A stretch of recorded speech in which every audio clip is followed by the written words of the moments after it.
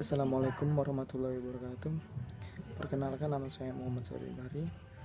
Saya sebagai moderator dari kelompok 3, yaitu tentang sejarah perkembangan bahasa Indonesia.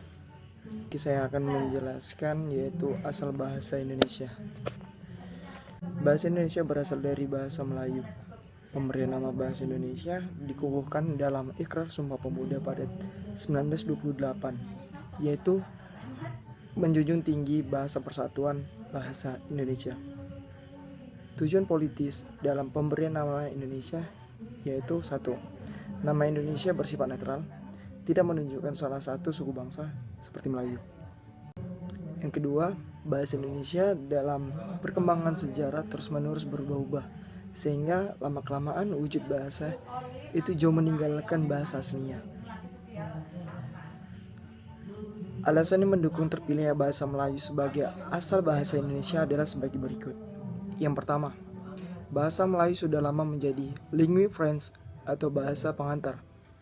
Yang kedua, bahasa Melayu mempunyai sistem sederhana sehingga mudah dipelajari oleh suku lain. Yang ketiga, bahasa Melayu diterima oleh semua suku bangsa yang ada di Indonesia karena mereka sadar bahwa bahasa nasional perlu ditetapkan di seluruh Nusantara. Bahasa Melayu mudah menerima pengaruh bahasa lain, baik dari bahasa serumpun maupun yang bukan dari bahasa serumpun. Oke, selanjutnya akan dilanjutkan oleh teman saya. Assalamualaikum warahmatullahi wabarakatuh. Perkenalkan, nama saya Vera Serunimani. Saya akan membahas tentang periodisasi bahasa Indonesia. Periodisasi bahasa Indonesia dibagi menjadi 3, yaitu yang pertama, masa prakolonial. Bahasa Melayu sebagai bahasa resmi di Kerajaan Sriwijaya pada abad ke-7. Bahasa Melayu dipergunakan sebagai bahasa perdagangan di Kerajaan Malaka pada awal abad ke-15. Yang kedua, masa kolonial. Jatuhnya Kerajaan Malaka oleh Portugis pada tahun 1511 dan disusul Belanda pada tahun 1641. Masa pendudukan Jepang 1942 sampai dengan 1945 di Indonesia. Bahasa Indonesia di era kolonial sering digunakan tokoh-tokoh nasional sebagai alat propaganda untuk perjuangan merebut kemerdekaan Indonesia. Yang ketiga, masa pasca kolonial. Menetapkan berlakunya ejaan Republik atau ejaan Swandi sebagai perubahan dari ejaan Van Ophuisen pada 19 Maret 1947. Meresmikan penggunaan ejaan yang disempurnakan atau EYD pada tanggal 16 Agustus 1972. Bahasa Indonesia di era kolonial sering digunakan tokoh-tokoh nasional sebagai alat propaganda untuk perjuangan merebut kemerdekaan Indonesia. Baiklah, nama saya Nurlia Saputri Nasution. Saya akan menjelaskan tentang perkembangan ejaan di Indonesia. Jadi, perkembangan ejaan di Indonesia ini berubah-ubah. Yang pertama itu ada ejaan Van Ophuisen. Kemudian berubah menjadi ejaan Republik atau ejaan Suwardi. Kemudian berubah menjadi ejaan Pembaharuan. Kemudian berubah menjadi ejaan Melindo.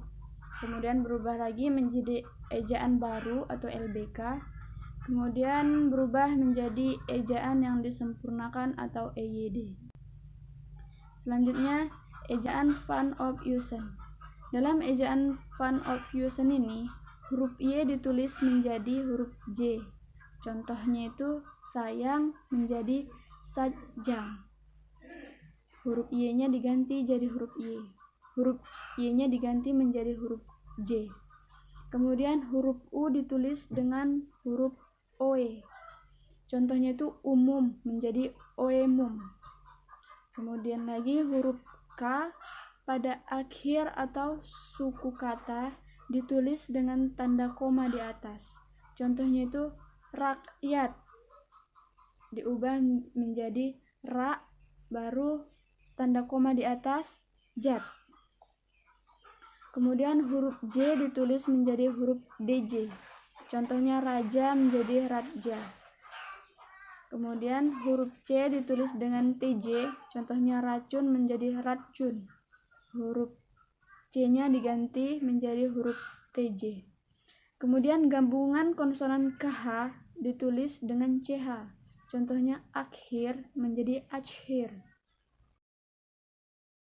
Dalam ejaan Republik ini atau ejaan Suwardi, gabungan huruf OE dalam ejaan Van Ophuijsen itu diganti menjadi huruf U dalam ejaan Republik. Jadi di dalam ejaan Van Ophuijsen itu tadi kan hurufnya itu huruf OE, kemudian dalam ejaan Republik ini diganti menjadi huruf OE tadi diganti menjadi huruf U.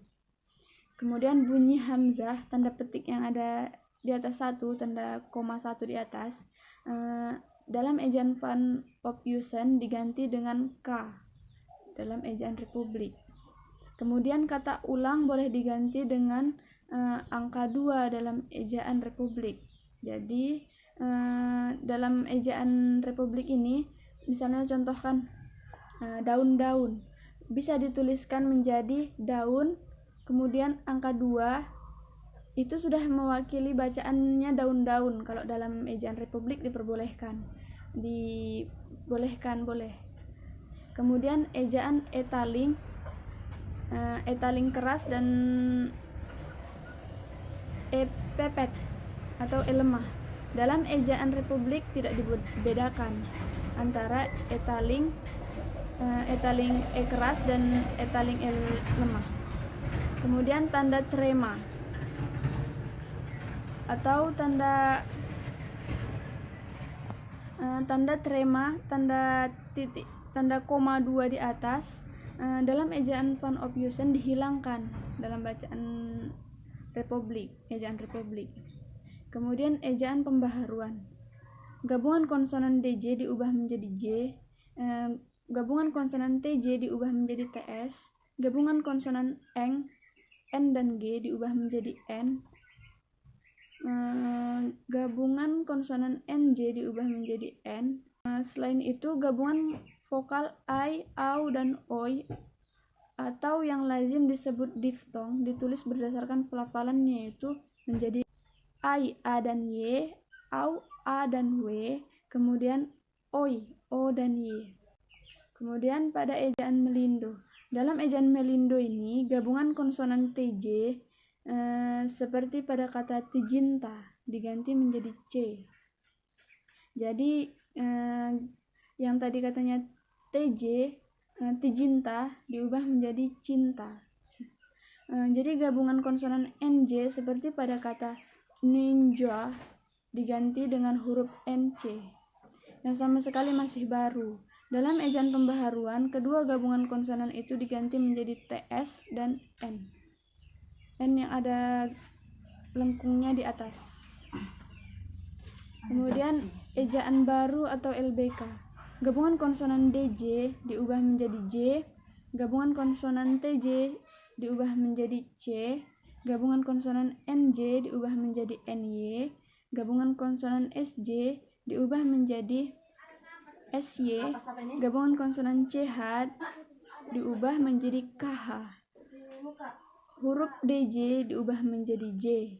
Huruf etaling dan prepet penulisannya tidak dibedakan dan hanya ditulis dengan tanda penanda.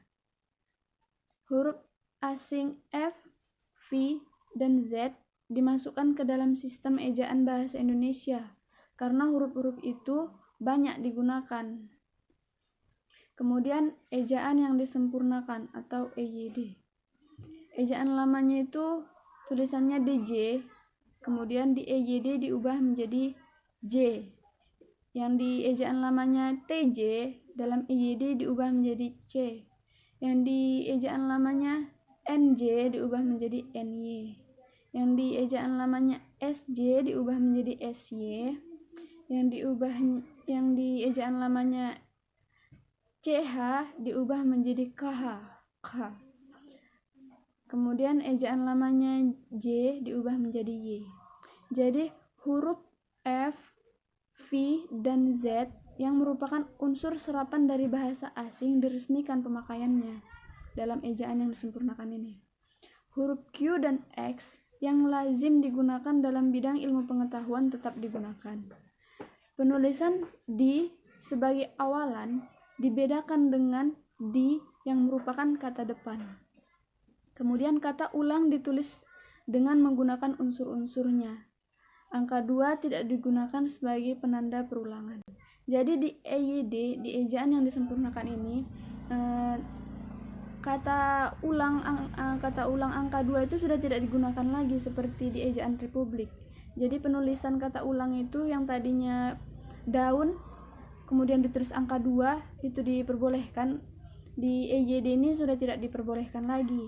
Jadi kalau mau menulis kata-kata pengulang harus misalnya daun tanda strip kemudian daun ditulis seperti itu di dalam EYD.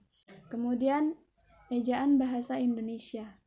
Ejaan bahasa Indonesia atau EBI ini adalah ejaan bahasa Indonesia yang berlaku sejak tahun 2015 berdasarkan Peraturan Menteri Pendidikan dan Kebudayaan Republik Indonesia Nomor 50 Tahun 2015. Ejaan ini mengganti ejaan yang disempurnakan. Mungkin sekian yang dapat saya sampaikan. Selanjutnya akan dilanjutkan oleh teman saya. Assalamualaikum warahmatullahi wabarakatuh. Baiklah, saya akan menjelaskan perbedaan EYD dengan EBI. Tidak banyak perbedaan antara EYD dan EBI. Di antaranya yaitu: pertama, penambahan huruf vokal diptong A di EBI. Di EYD hanya ada 3, yaitu I, AU, OI. Kedua, penulisan huruf tebal tidak dipakai dalam cetakan untuk menegaskan atau menghususkan huruf, bagian kata, atau kelompok kata, biasanya menggunakan huruf miring dalam EYD. Sedangkan pada EBI, huruf tebal digunakan untuk menegaskan bagian tulisan yang sudah ditulis miring. Itu tadi presentasi dari kelompok kami, yaitu tentang sejarah perkembangan bahasa Indonesia. Baiklah, cukup sekian. Saya sebagai moderator mengucapkan terima kasih sudah menonton video kami. Kurang lebihnya kami mohon dimaafkan jika ada kata kami yang salah atau kurang pas. Kami mohon dimaafkan. Saya mewakili kelompok 3. Saya akhiri. Wassalamualaikum warahmatullahi wabarakatuh.